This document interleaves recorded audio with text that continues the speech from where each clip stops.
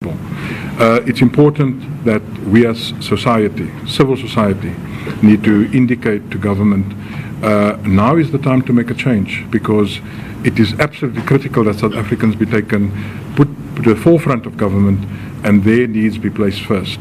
It is important that decent management be put in place, and the rot that has come through over the last 10 years must be stopped, and stopped decisively, and adjustments must be made to make living affordable to normal South Africans again. The sad thing is, it is the poorest of the poor that suffer with taxi that need to increase their fares, the cost of living and buying food on a day-to-day basis. And if you think about the SASSA grants debacle, those poor people only get paid it's very little money on a monthly basis, and they've got to make a living. And it's sad that these factors are not taken into consideration when these taxes are increased. We are calling absolutely society to stand together to show to government that enough is enough. So when you look at the Road Accident Fund and General Fuel Levy, we believe that there must be a decisive call for a 20% or a R1 reduction. And it is possible that we can take this matter to Parliament. We believe that what the Road Accidents Fund has been doing has been increasing its levies over the last number of years. The NC can make a call for the removal of e-tolls and all of those.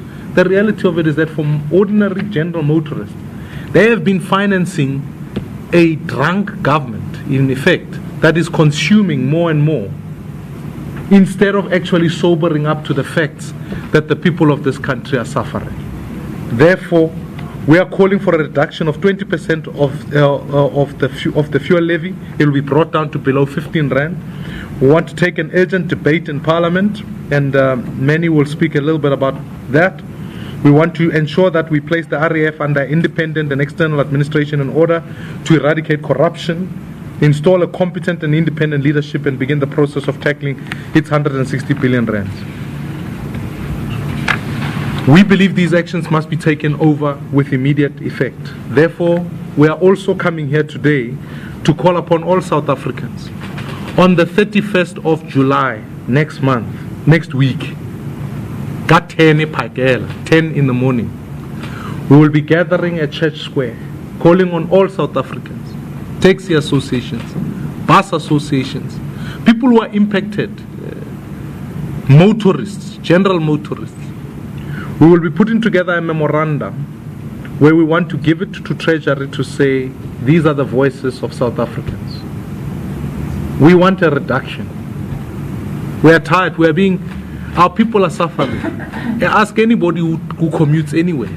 You discover very quickly that they have to pay. Therefore, we're calling upon even NGOs, political parties, religious bodies, taxi associations, civil society organizations, ordinary South Africans. Come join us next week, Tuesday, 10 a.m. at Church Square, and let us send a message to this particular government. It's across political parties. I've spoken to political leaders who themselves have said we will be on board and bring people so that we can ensure that we show to this government that it's not just only this, it affects everybody across the board, that we must come together and ensure. This is not a party political fight, it's a South African fight. It's for everybody. And that's our call. I spoke to the religious fraternity and they will be on board. I think that you want to speak perhaps maybe to taxi and where the city is at. Thank you. As the city of Tshwane, we have been liaising with the taxi associations, mainly National Taxi Association and Santaco. We have had several meetings with them. We have engaged them, obviously, around the issue of fuel hikes. And they have committed to us that they will be supporting this much because obviously at a regional level, obviously their clients are mainly affected because every now and then they have to increase their prices, and that affects their clients. So they are on board. Both the regional chairperson of Santaco and NTA have committed that they will be supporting this much on the 31st. Thank you. Manny, I don't know if Parliament, this debate will go there when... Thanks, Mmusi. What's not often said is, first of all, the exorbitant amount. But for example, questions that I posed revealed that 2 years ago, in one financial year, well over 400 additional staff members were appointed to join the RAF.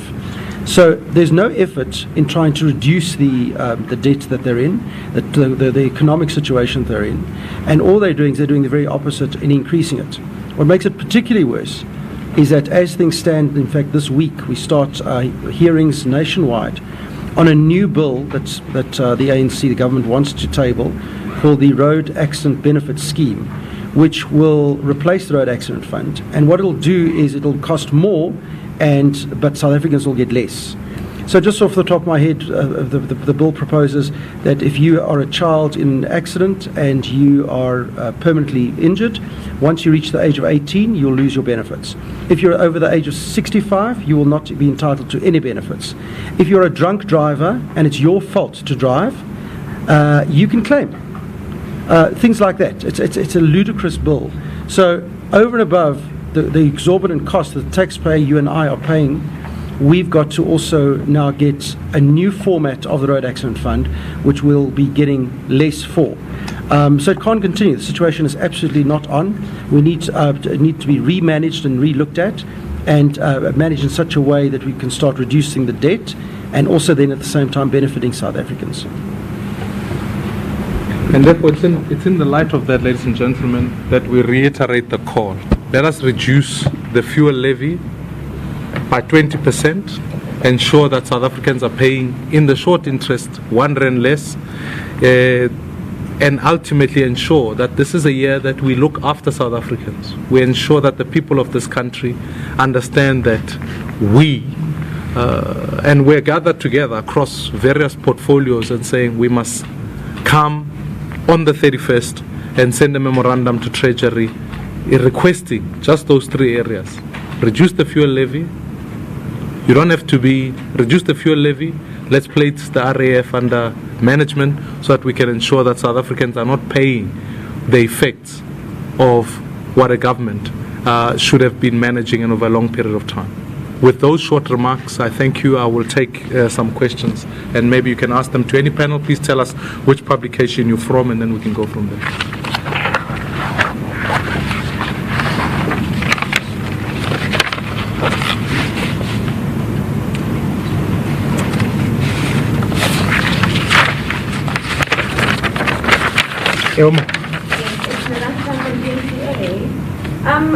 I'm not sure if you're aware of the Friday shutdown that's happening from an organization called People Against Petrol and Kerosene.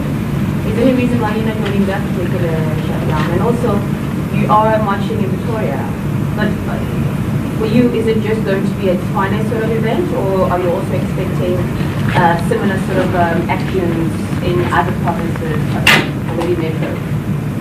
Okay, let me take other ones.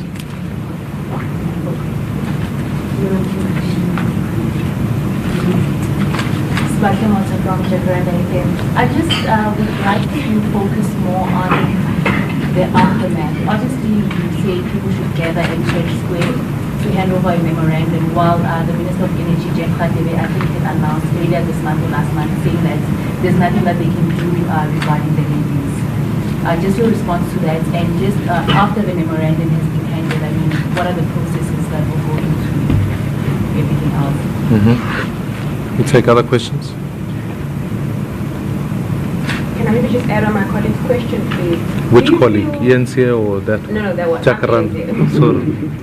Do you feel there is political will to basically tackle the as you labeled it, ever increasing fuel hike?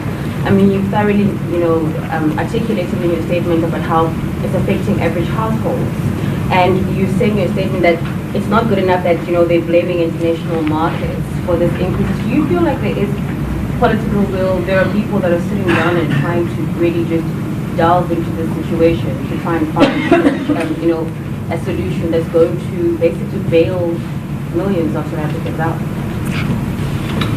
Any other? Treasure from the SABC.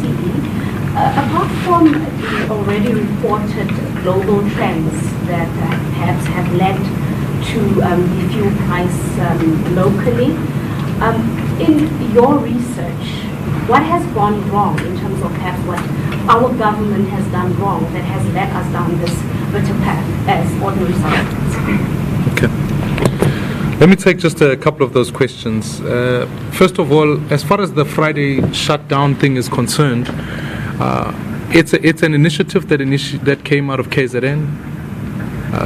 I think as more voices as possible that stand up against fuel hikes, the better. Because this is not a competition, this is not a party political, this is for all South Africans. And I want to be crystal clear that when more people are on board to say this is an unacceptable situation, the better. So if South Africans wanting to participate, they must feel free to do so. The reason why we believe we must take the matter to Treasury, that's what's important as the question. That's an institution task with an ability to be able to say, when tabling the budget and the levies, how do we adjust them for the benefit of South Africans? Because at this point in time, if you reflect on the history of why levies have increased, when the fuel levy was on the decline, when international markets were such that oil prices were on the decline and the currency was strengthening, there was an adjustment made that said that the fuel price was coming down. And the South African government said, whilst the fuel price is going down, what we are going to do is add additional levies. And at the tabling of the budget, we saw these levies increase to a point where, in contrast, they wanted to safeguard themselves. And we asked the question in simple terms, yes, fuel is adjusted on the basis of international commodity pricing. But this question of levies, why does it keep going up rather than in fact going down? South Africans are paying more for levies than any other country in the SADC region. And we are paying 5 rands just on the base of fuel alone. 5 rand 33 is the fuel levy. And that figure is the difference that makes in contrast to any other country. So our call is that is within the government. So somebody asked me the question, what do I believe? I think Sebastian, you were asking the question, what do I believe government can do? Government must deal with its levies. I read a story a couple of weeks ago that said the road accidents were renting chairs for over 1,000 rands per chair. 1,500. 1,500 rands per chair. Per month.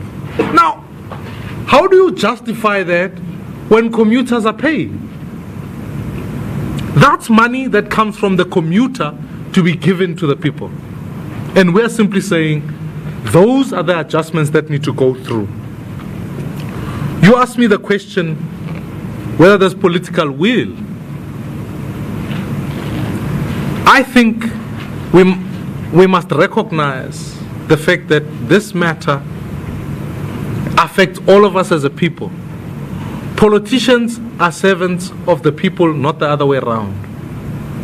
And if there's no political will, we better come to a march, all of us, and say, we need to show leadership on this matter.